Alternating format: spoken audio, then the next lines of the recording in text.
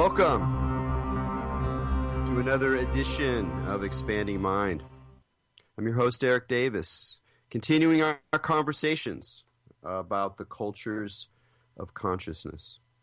When I was writing my book about alternative religion in California, The Visionary State, I stumbled across a problem, which is that I came to believe that there was something very particular about the religious creativity that had gone on in the state since, the mid-19th century. And there were a lot of reasons for this, historical reasons, certainly. It was the end of the frontier. It drew a lot of crazy, creative people. They wound up in a place that had no organic cultural traditions, and so they made up a lot of stuff. There's a lot of other historical reasons as well. But I also came to suspect, and this was really a sort of shift for me, that there was something about the place, something about the particular land, its geology, its dynamics, its relationship to sea and sky and mountain and desert, its particular topography that actually sort of helped stage what was happening here. I think this is true all over the world, and it partly explains why certain areas have a lot of religious and spiritual activity clustered around them. And I'm not really talking about ley lines or energy lines exactly, although I think that those stories and experiences point to something really profound about our relationship to the land. But there's another factor in this, this idea that we could sort of dig beneath the cultural layer to get down to some natural ground that would help explain religious or spiritual activity, feelings, intensities, which is that the ground is always complicated, and it's always, as our guest today notes in the title of his book, haunted. And in my situation, it was haunted by the fact that before white people showed up, before the Spanish showed up, it was a land full of indigenous tribes. The Native American landscape of California was extraordinary in its diversity and its density. There were people everywhere, and they spoke an extraordinarily rich range of languages, much more so than in the rest of the continental United States. It was a very, very diverse and rich place, and yet, for a variety of particularly tragic reasons, a lot of these stories have been thoroughly erased. And while there are, of course, many tribes that continue to exist and hold on to their and recreate sometimes their own cultural traditions, that the rupture in California is particularly drastic. And so in relating and describing the spiritual history of the place, it kind of begins with this horrifying Holocaust. And any attempt to try to get to nature, to get to the magical power of California as a geography, as a place on a physical place on the planet, has to encounter and deal with, to the best it can, the sort of reverberations of this Holocaust. And in some sense, that is part of the fundamental kind of anxiety of American religion, is that in all of its glory and fascination as an expression, as a creative gesture, as an attempt to come up with something new in its inventiveness, is that it happens in the context of this extraordinary expropriation of peoples and landscapes. And so earlier, relationships to the landscape. So this sense of haunted ground, which our guest Darryl Caterine, and I should have checked with your name. You can fix my pronunciation if such is necessary. Talks about in his book about journeys into a paranormal America. What he does in this wonderful book is to visit 3 different zones of kind of American fringe religion, which in many ways is American mainstream religion and is certainly the more interesting part of American religion in a lot of ways. And his examples are Lilydale in New York, a still living center for spiritualism, the huge 19th century religion of using seances to speak with the spirits of the dead. And he goes to a couple of UFO conferences and sort of gets into that zone. And finally he goes up to Vermont to visit some dowsers. And while people might think of dowsing as a slightly paranormal kind of old country tradition, of course, dowsing comes out of a very rich tradition of hermetic and natural magic. And in all of these cases, he finds himself wrestling with this problem of the haunted ground, the simultaneous desire to get to a real nature beyond culture, beyond even religion as we normally think about it, to get down to the energetics, the physical reality of the cosmos that we live in, with to have that direct relationship. And yet in each case, that connection is haunted by other stories, other pasts, other tragedies, and other people, and particularly Native Americans in the American context. And in a more recent article, which we'll also get to, that really tickled my fancy, he wrote about the haunted grid, nature, electricity, and Indian spirits in the American metaphysical tradition. And in that, he points to something most peculiar, which is that if you start digging through the lore of spiritualism or looking at the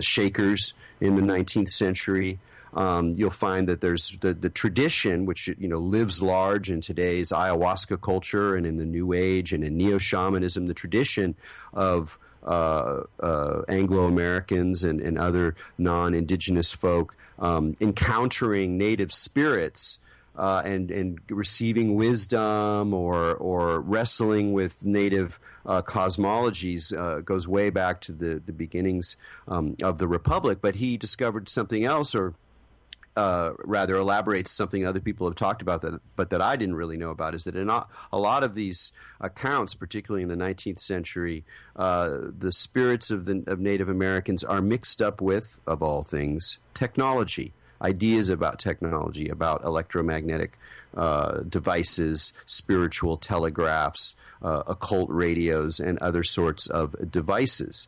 So this is a very interesting connection to me, how these different kinds of spirits link together. So we have a lot to talk about today, but before we bring Darryl onto the show, we have our co-host here on Expanding Mind, Maja Da'u. Maja, how are things hanging with you there down in Los Angeles? It's a lovely sunny day here in LA. And what's been going on with you? What have you been dreaming lately? Oh, the usual tomfoolery is going on in Dreamtown. I had crazy dreams the last couple nights, I feel like. It was a lot of, Three's Company-style dreams where I was trying to navigate a misunderstanding that wasn't even real. So I had, 2 dreams the last couple nights where there was some big, melodrama, and I was able to kind of, pop out of the melodrama and see, oh, my God, this is all stupid. If only we could bring that easily into our normal lives. Right, really. I wanted to say what you were saying earlier. It reminded me a lot of the conversation we had with Alan Moore when he was on the show, and he was talking about, the blood of the people in the land, when he was talking about where he was from in England and how his ancestors and their blood intermixes with the land you're on. And I always think about this with America. If you think about, if the earth is one thing, think about if it's you with your memory of all kinds of everything that's ever happened to you, it's almost like the earth is you with all its memories on all its parts. So it's if it stubbed its toe, which let's say is Africa, there'll be some kind of imprint of that. And I always think of America, if you think about, the earth makes different kinds of people in different places. That's just true. Different parts of the earth make different kinds of people. They'll look a little different. They'll have these different nuances. But if you think about America, America's like if all the little parts of people, which are just parts of the earth, because we're kind of like made from the earth and other stuff, depending on what you think. And then if all these pebbles from all these other parts of the earth all came and like accumulated on America, America has its own indigenous thing, and then there's the spirits in the land, which is like all the fairy stuff. And then there's the natives that lived on the land for a super long time. And then there's all these other like pebbly people that come from all over. So it's such an interesting like amalgamation. Mosaic. Yeah, totally. It's a total. No, but it's a good. People say mosaic, like they just throw, the mosaic, sort of an older idea, an older kind of multicultural idea than the ones we're, and sort of a charming one because it is this idea you can take fragments and bits and little chunks of rock and put them together and something really cool comes out. So I'm still holding on to the mosaic vision, and I suspect our guest is as well. Anyway, Darryl, thank you so much for joining us on Expanding Mind. Oh, thank you, Erik. It's great to be on the show. And now, to pronounce your last name. You did a great job. It's Caterine. Yes. Excellent. Darryl Caterine, and I neglected to mention that you are a professor of religion at at Lemoyne College in Syracuse, right? That's right. Yes. Yes. And you're from the Northeast.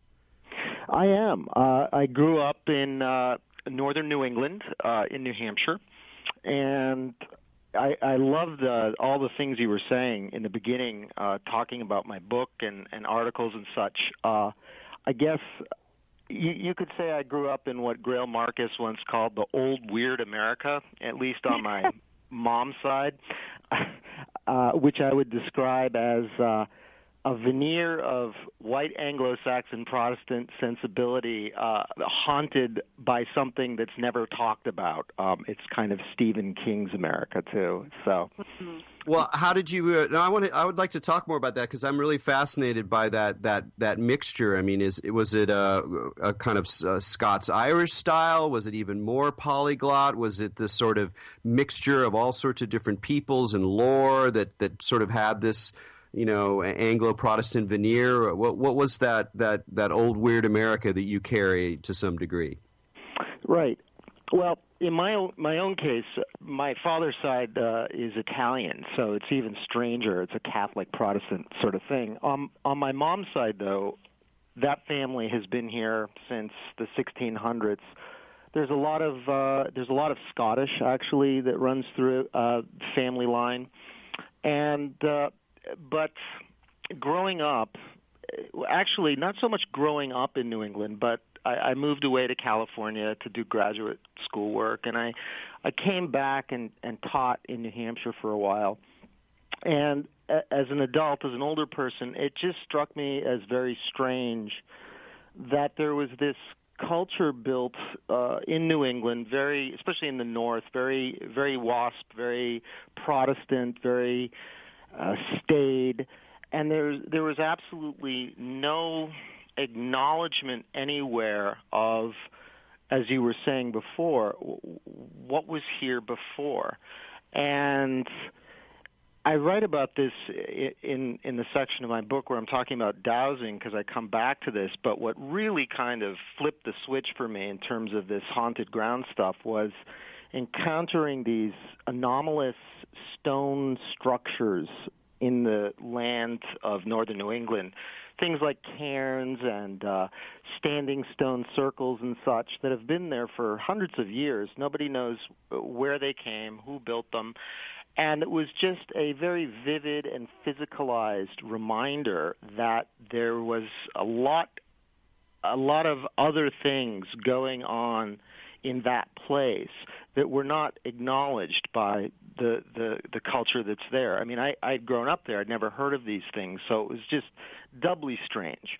And as I say, that sort of was the catalyst, I think, to really kind of go down into this other layer that's in the mix here of what was before. I'm so glad you brought that up because that was one of the more striking things in your book that something I didn't know anything about were some of these structures. There's one you describe where it's sort of they're sort of cellar like. kind of partly under the ground, but they have very, very large stones that are constructing them. And some people said, oh, these are just sort of root cellars. But then it seems like from the record that all the root cellars that the colonists made were made with wood, and so that the idea that they would use huge stones seems kind of weird. So there is this sort of sense of the unknown coursing beneath the surface in America, and of course that also becomes, as you talk about very well in your book, part of the whole lore of Mormonism, which we think of again as like a straight religion. It's they run the FBI. They're very clean cut, and they make money really well. But they're actually, if you go back historically, Joseph Smith comes from a very weird situation that is completely bound up with these more hidden Hermetic traditions, as well as this fascination and kind of fantastic, almost comic book imagination about the Native Americans and what happened with them and why they were here and what their world was about, what their civilization was about. So there's no way of extricating these things, it seems like, from the American religious imagination. No, not at all. And Mormonism is such a great place to start thinking about this stuff, because as you were saying earlier, what gets sort of brushed aside sometimes as American fringe religion turns out to be really close to the heart of the real stuff that was going on here: Native American displacement, violence, European disorientation. And Joseph Smith's story is just pretty interesting from a number of different perspectives. The angel, so-called, the angel Moroni, who appears to Joseph Smith, according to legend, is, if you actually think about it, a Native American ghost, because Moroni is a transformed Native American who in a sense is in the Hermetic world of Joseph Smith, you can almost think of Moroni as being a spirit familiar who guides Joseph Smith to write the Book of Mormon and so forth. But so here you have, in the heart of the, as you said, this what's perceived as a straight-laced religion, this really a Native American ghost/familiar spirit dictating a revelation about America and so forth. So it's people don't usually pair up the paranormal with Mormonism, but and that's not my idea either. I drew heavily from the work of D. Michael Quinn, who's a former LDS historian. But if you follow that trail, you'll find some really interesting things.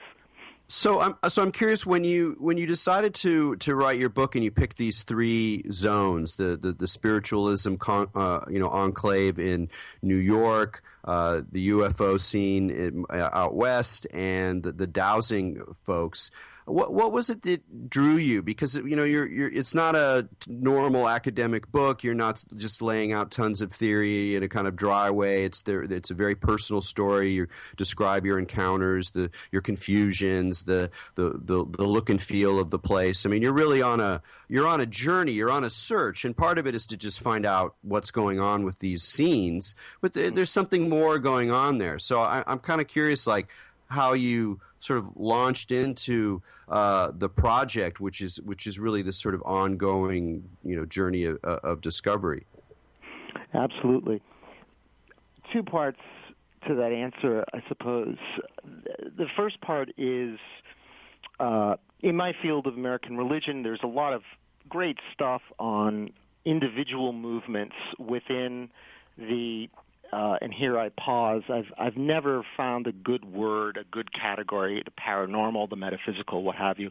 So in other words, there are great studies on spiritualism, there's stuff on mesmerism, etc. But what I wanted to do was to get a sort of bird's eye view of a longer, continuous tradition that seemed to morph in shape and form over time and manifest sometimes as spiritualism, sometimes as ufology, et cetera, et cetera.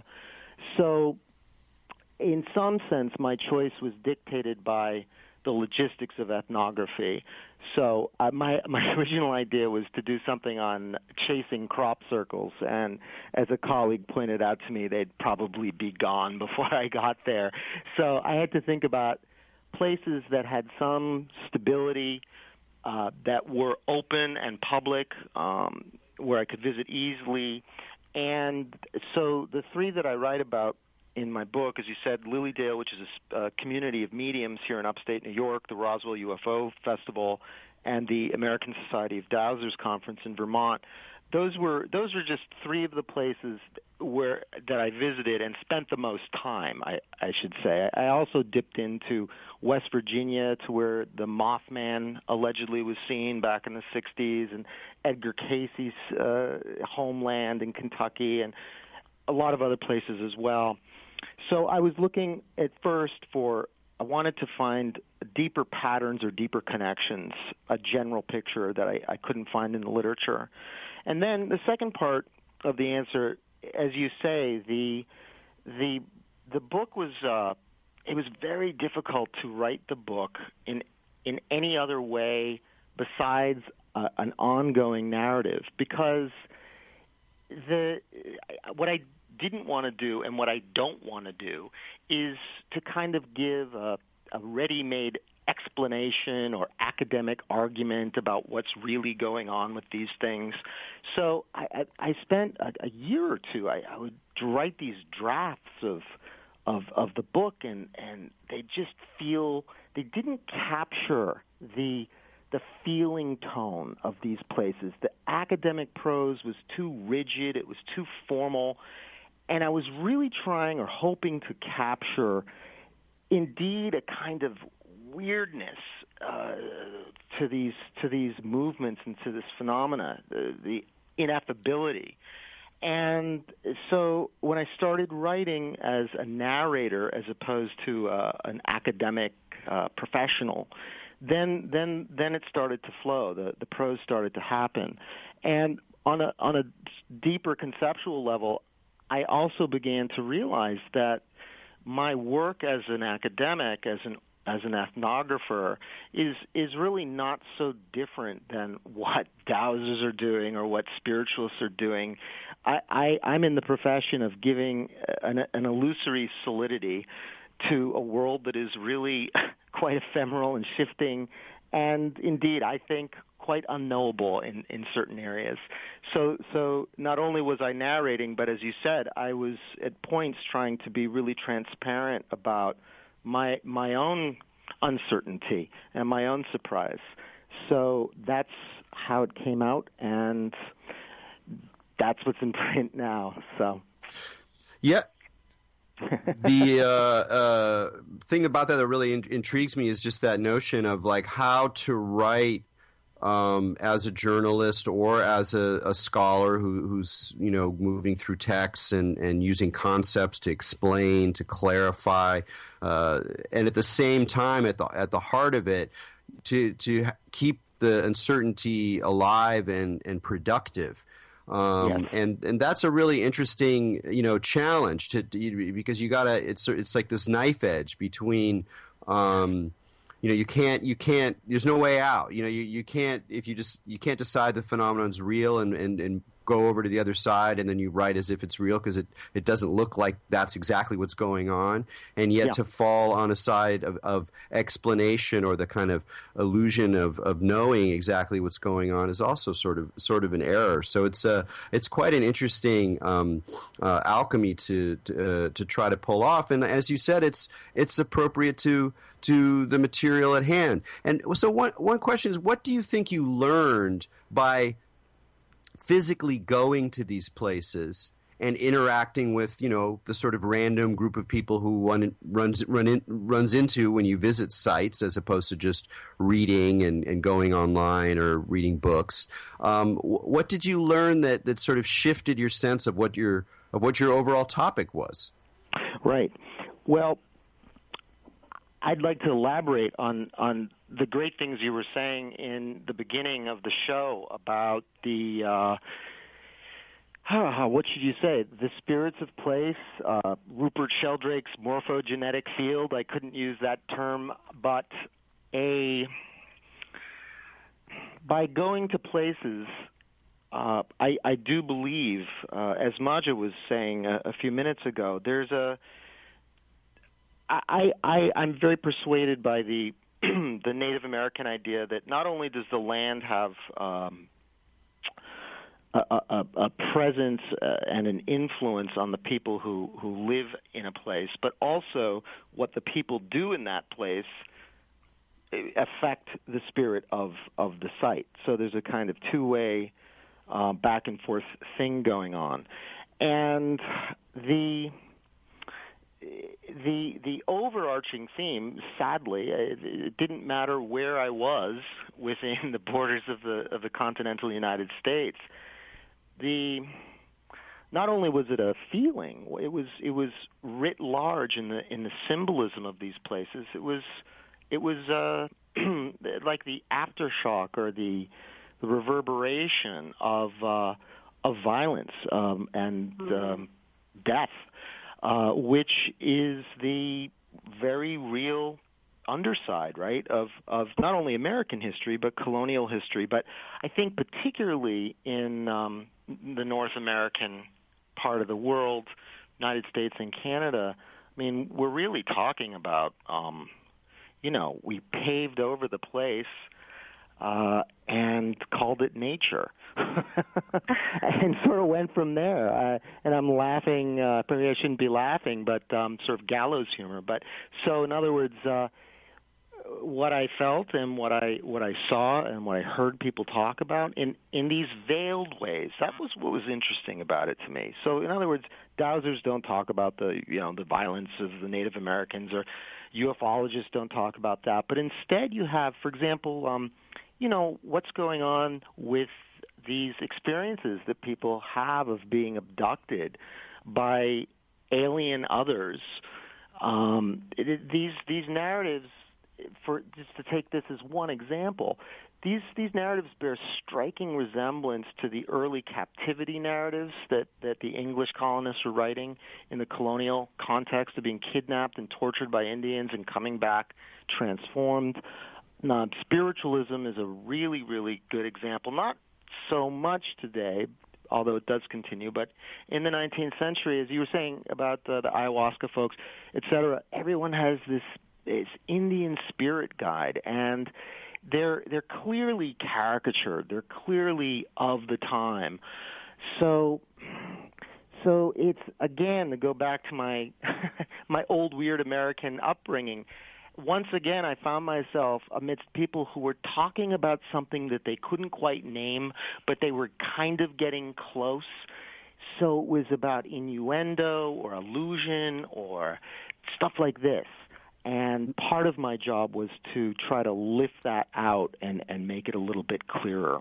No, I think that's really well said. And one of the, I think it's worth mentioning where that phrase, Old Weird America, comes from, where Grail Marcus is talking about a sort of a tradition, a way of appreciating American folk music, not folk music in the sort of like, clean, happy sense. But really, the fact that if you dig through these recordings, you find stuff that's really kind of peculiar, that seems sort of unpleasant, maybe even ghoulish, maybe confusing, maybe even a bit crazy. And he was referring to a collection that Harry Smith had put together in the 1950s that proved to be incredibly influential on the folk boom. But the point was that a lot of the record, Harry Smith was a record collector. He had huge numbers of 78s, black music, hillbilly music, but the records that he selected to put together were all the ones that had exactly what you were talking about, this sort of uncanny sense that's proximate to death or unpleasant activities, that they're haunted. There's something peculiar going on, and they're also funny and joyous as well. It's not like it's a strictly dark thing, but there's something about that uncanny quality of haunting that really points to historical reality almost better than telling the story. Once again, we could sit here and go through, a kind of horror list of the major battles and how the Native Americans died and, blah, blah, blah, blah, blah. And you could get all this and you sort of recognize, oh, yes, history is a horrifying thing. And yet sometimes those stories enable us not to actually feel like what it is like to live in live on haunted ground, which is what we all do. And so sometimes you have to sneak up on it. And it seems like the people that you're writing about, not always that they're aware that they're doing this, but that's part of what's motivating this search, is not just to get a new age answer or to have a fantasy, compensate for the tedium of ordinary life, but they're actually trying to work out some major contradictions that are in our psyches and in our dreams, as well as in the facts on the ground. That's so well said. I have a bunch of things flying through my mind. One of them is Jeffrey Kripal's this idea that when you get into the paranormal, you're not only writing, but you're being written by something. And in this case, as you said, you use the word feeling. It's not just about recounting the laundry list of tragedies, but it's about living in the aftermath of that and how that is shaping you in ways that perhaps you're not even aware of. Avery Gordon in Ghostly Matters talks about the seething presence of absence, and she's talking about African American, the unnamed African American dead in Southern literature and so forth. And another thing that's flying through my mind here is, and this actually is relevant to my work, because before I got interested in the paranormal, my interests in graduate school had to do with Latin American and Latino religions, which are all about an acknowledged encounter between cultures, right? So you're dealing with mixture and syncretism and borderlands and all that great stuff. And then you get up into Anglo-North America, and all of that reality of whether the encounter was violent or whether the encounter was life enhancing, it's just not talked about in the culture. So there's a sort of borderlands thing going on here too for me that's by way of contrast. So this is a sort of haunted borderlands, if you will. We got to take a break here in just a second, but I just want to underscore that, because that's something that took me a long time to understand and to differentiate in the New World, is this really significant difference between what happens south of the border in terms of mixtures. That even though there's tremendous violence and tragedy in Central America, in South America, that what we see today is there's a great deal of acknowledgement of all of these degrees of mixture, of mestizos culture as being separate from indigenous culture, but still separate from urban culture. But the urban cultures themselves are drawing from these mestizo and indigenous cultures, and there's this great mixture of syncretism, and the Catholic saints represent the African deities, et cetera, et cetera. And everybody knows this. Everybody. The conservatives know it. The liberals know it. The indigenous know it. And yet, and then you cross north of the border, and there's just it's a whole different scene where it's really complicated to acknowledge and recognize even all the similar kinds of mixtures that are going on here, partly because of the difference with Protestantism. There's a lot of reasons, but it really makes a big difference. So I'm glad you pointed that out. Cool. Cool. But we do have to take a break here. You're listening to Expanding Mind on the Progressive Radio Network. I'm Erik Davis with Maja Daou. We're talking with Darryl Caterine, and we'll be right back after this. Welcome back to Expanding Mind on the Progressive Radio Network. This is Maja Daou. We're here with Erik Davis, and we are speaking with Darryl Caterine about haunted ground. And I wanted to talk a little bit about what you mentioned with that pervasive feeling that you felt everywhere of the memory of the violence in the land. Because this is something I think about a lot, and I was wondering if you could if you had any personal experiences of this especially in your religious research, how there's this idea that something happens when blood through violence mixes with the earth, right? That's a very big story through a lot of traditions. It's obviously at the root of that concept of what evil is, like in terms of Cain and Abel, and how in a lot of traditions when they talk about these kind of murder things, how something happens when that occurs. So I was wondering if you saw or experienced any kind of like feeling about that, the role of the blood and how it intermixes with the land to kind of make that relationship, or that's almost like a very abstract thing, but it seems to be like that is this thing that makes that memory occur, is when this violent blood and the earth mix, it like kind of creates that result. I don't know how to kind of say it. Yeah, very powerful stuff.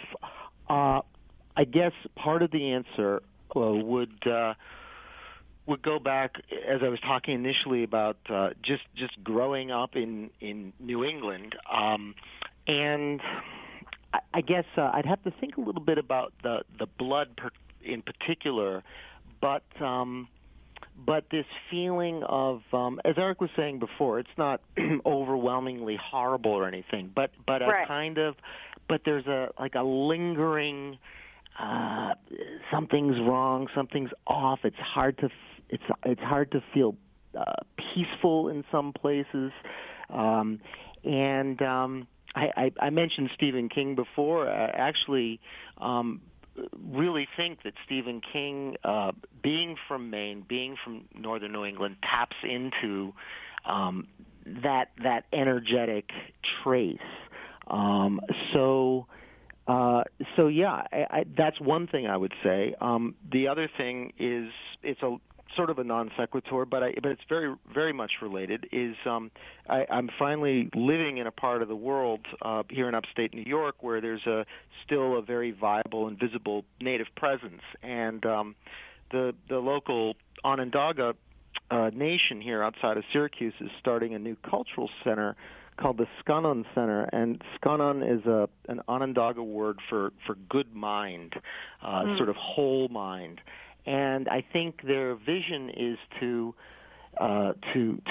it's really as much of an act of healing the place as it is a kind of cultural event, although it's that as well. So I think you didn't ask me about this, but sort of where my mind is going is that there's a way in which there has to be some sort of acknowledgement and some kind of healing work that has to happen before we can live here all comfortably and peacefully and really. I know, it's like it needs an exorcism or something, right? I mean, I know it's like if you study paranormal, and like with my experiences too, with any kind of ghost stuff, and with all the like Chinese stuff I've researched it, and certainly native, it's mostly like if there's something that went wrong in that kind of way, they say it like makes this animal spirit that attaches, right? In Chinese they call it your po, or like that kind of soul or spirit that lingers through murder, and it needs acknowledgement. It needs to get that, like, you have to turn it from a hungry ghost into this thing that gets like, hey, I see you there, we messed you all up, I'm sorry. And sometimes it feels like if that doesn't happen, it just remains butthurt. Like there's just all this butthurt kind of lingering that just has to get like an apology almost or something.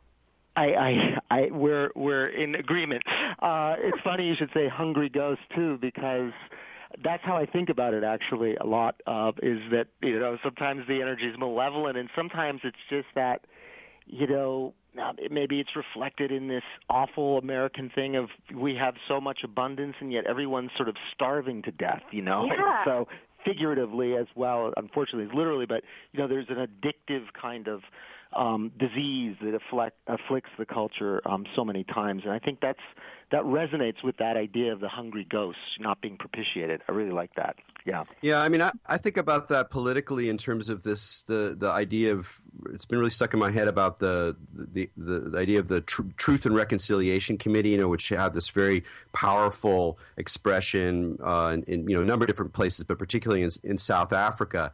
And what I've been thinking about is not the reparation side of it, not even the bringing blame in a kind of, in the sense of a judicial process where blame is apportioned and, and direct literal responsibility is taken, so much as a site, a place, a performance where historical and the enormity of history gets voice in the present.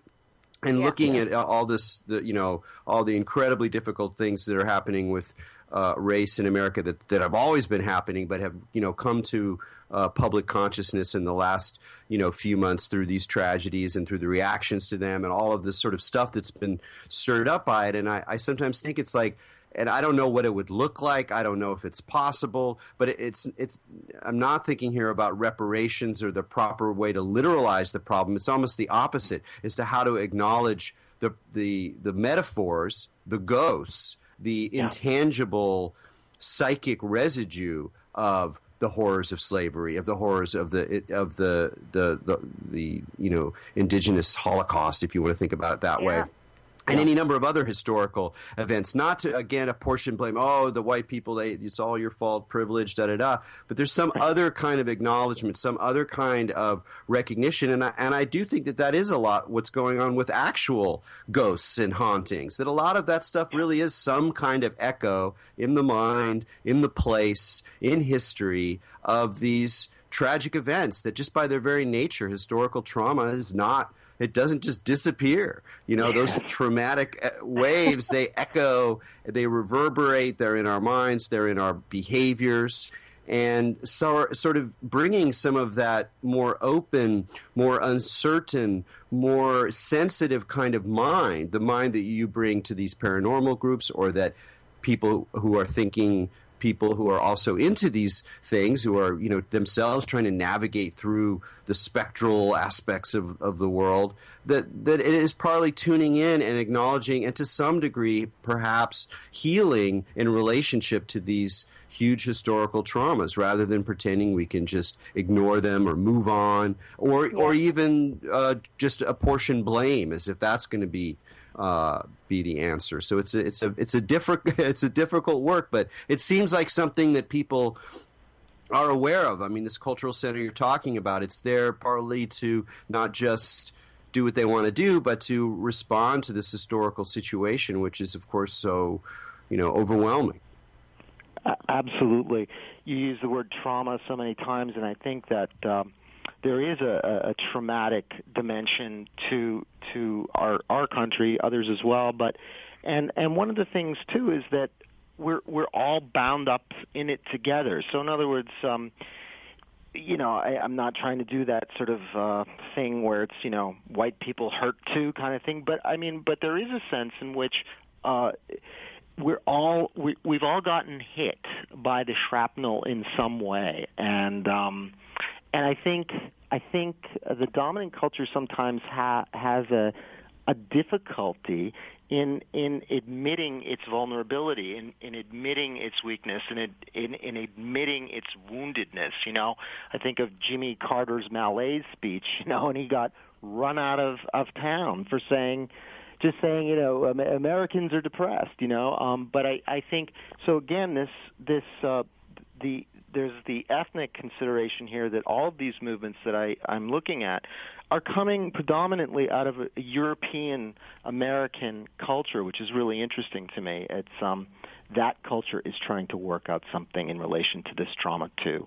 So, Yeah, it's really accurate. And the idea of traumas that are on cultural levels, right? Like, think about how each individual deals personally with their own trauma. If we just take a smattering, like Jimmy Carter sure was correct, right? If you look at how do Americans deal with their trauma? Look at what are the options that currently most people choose, correct? They choose to mostly get drunk. I think you could probably say that, although I'm not sure about the statistics. That's probably the number one. And then there's a lot of medication that occurs. Obviously, there's people who also confront and deal with and kind of process through those things. But if we as individuals can't even handle trauma, then when we get these macro traumas, and then there's all this stuff piled on top of it, if we have zero ways to kind of address it, I think everyone just kind of wants to get drunk or something. Yeah, or strike back, or we get angry and we strike back, and absolutely. I was thinking too, actually, when we were all talking, it's just such a classic trope, if you will, right? That if you go back to the Middle Ages, ghosts came to tell the living that something unjust had happened. That was one of the common things. So here's this almost a collective ghost story of the past coming back and saying, hey, I'm not going to leave you alone here. We're not going to go away until you deal with us. Yeah. I want to throw in another dimension here that that I brought up before, which is this question about how technology plays into, at least in the 19th century, this other zone that we're talking about. I mean, normally we think of these as being entirely different zones. Technology is that's what the Anglo-American civilization creates, and that's how it's mastering the world. That it would be the opposite. That it would be the last place where you would see any kind of connection between that and these ghosts of a pre-modern world that are still holding on in some kind of way in that kind of historical frame. So, what were some of these connections that you found looking at the historical roots of these hauntings in the 19th century? That is a great question, and it's one that I've been thinking about ever since I wrote the book. There is a kind of recurring threefold pattern that I keep seeing here, which is, the nature, primitive native ghosts, and machines. And that can be thought about in a number of different ways. First, I guess, it was through technology and through science that America and other modern Europeans sort of claimed their superiority over the non-European others. It was through technology that the dominant cultures subjugated the others. And there's also this is not so much in my book, but this is something that I've been thinking about more recently. If you look at and this is actually, Erik, can I say here on the air, I'm a great fan of your work and your book Technosis. I use that often in my classrooms, but there's this idea also, I think, in which, as Bruno Latour says, we have really never been modern, and that even as science is and technology are breaking onto the scene, they're being performed as a new kind of magic. So there's a real weird ambiguity about science and technology as well. So there are all sorts of strange and interesting things going on here in the mix. And when you were looking at, particularly at the UFO stuff, where there's obviously more connections with technology, at least on the surface, these are advanced technologies that are bringing them here. If part of the UFO phenomenon is the result of disinformation campaigns, media manipulation, even mind control technologies is often part of the lore that one comes across. Mm-hmm. Did you find that what was the relationship between ideas about technology or ideas about the future on the one hand, and on the other, this sort of carryover of an older tradition of abduction scenarios, or the haunted after echoes of an earlier American history? Like, how did technology and this kind of tradition of haunted nature cross in the UFO culture that you were investigating? Right.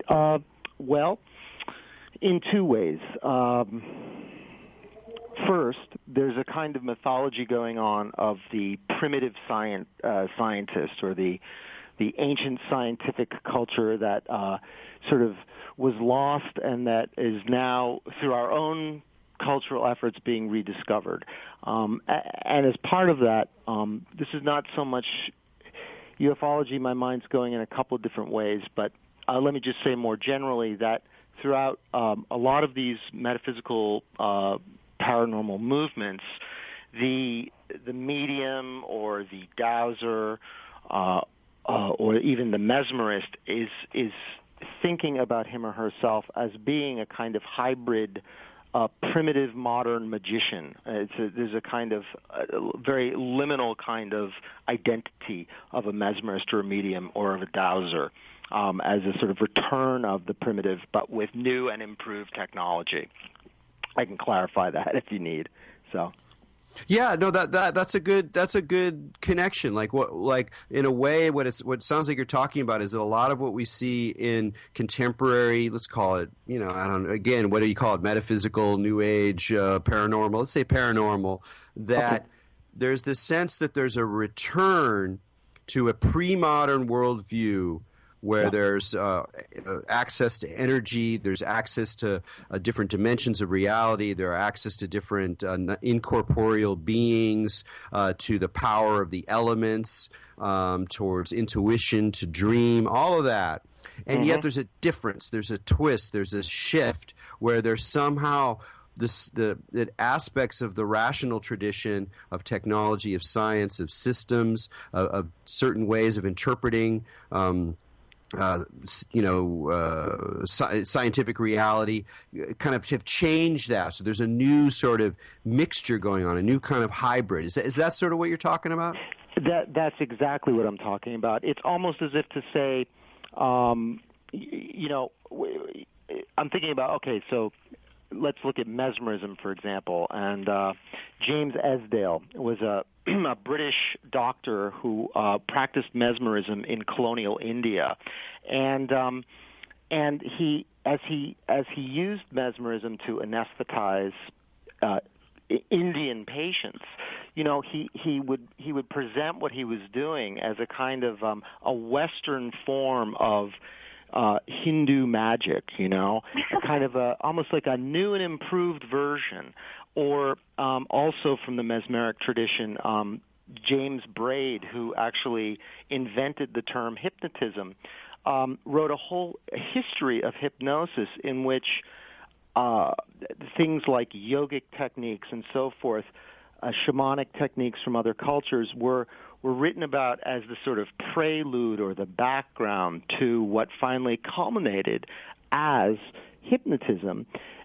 And this is where it gets really weird. So he's presenting hypnotism as a kind of science, but he's also working out what hypnotism is in a dialogue with what the West itself is calling magic, right? So there's this really weird, we're kind of like, but we're kind of different from what you all primitive, quote-unquote, people are doing. So that's an example of that. No, I mean, would you compare that to being similar to the appropriation of land? I mean, it's kind of ridiculous. Check it out, right? These white people come over, they just take the land and leave all this trauma, murder everyone, and then we kind of like appropriate all the things from other cultures where we take them over, which India, of course, like the white people took over in the form of Britain, and then we take their stuff and we say that it's our stuff and we just did it better than you guys did. That's exactly right. Yeah, and let us tell you what was actually going on that you didn't quite understand. You were doing a pretty good job, but let us clarify now. Wow. from the perspective of modern science and rationality. Yeah. It's completely. Well, it's also this discussion really points out to me. It really underlines one of my big themes is the importance of looking at history when you approach these matters, when you look at questions of the paranormal, or even just psychology in general. And the example of hypnotism is great, because if you just say, well, look, there wasn't always hypnotism, whatever that word means exactly, it evolves, and it comes about through a very, a process that you can chart through history. And in so doing, you start to understand that there's these fundamental ambiguities that keep getting kind of, it's like a hot potato. You pass it on. It's like, well, we can keep this part of the phenomenon, and we can incorporate it into science. And we can incorporate it as hypnotism, even though hypnotism is pretty weird. And in the 19th century, when they started to explore what we now call hypnotism, they would discover effects that we would recognize now as hypnotic effects, but they would also discover a lot of effects that seemed like, well, the paranormal, that seemed like clairvoyance, that seemed like clairaudience. And at the time, it was one phenomenon. And it's only at a certain point when, for a variety of reasons, institutions, knowledge production, authorities, they go, hey, we're going to keep this part because we have to, because there's clearly a real phenomenon here. But we're going to leave this other stuff aside. We're not going to talk about that clairvoyant stuff anymore. And then, and it's only then, that the clairvoyance becomes the occult, becomes supernatural. Before that, it's actually really mixed up in a way that people don't really understand what to do with. And there's different accounts and people are arguing. So even these categories that we use, the paranormal, the occult, the metaphysical, are themselves trying to wrestle with this weirdness that we can't contain and keeps coming back. Absolutely. Well, we really have no idea what mind is, right? We really don't know what matter is either, but that's a whole other thing. But we certainly don't know what mind is, right? So in a way, we're sort of, well, like Latour says, we've really never been modern. We're still just sort of spinning our wheels in the face of this mystery, but renaming it and reappropriating it. And I think also, just want to throw in, I think that this historical, as you're saying, this historical association that the paranormal has with the so-called primitive, eventually gets used against it, right, by mainstream science, which doesn't want to touch it for reasons I think that are as much cultural as they are scientific. They don't want to get. Well, on that note, we're going to have to leave it. Darryl Caterine, thank you so much for speaking with us on Expanding Mind. Oh, thank you so much to both of you. It was a real pleasure. All right. Darryl's book, Haunted Ground. For me and Majid, all you out there, keep your minds open.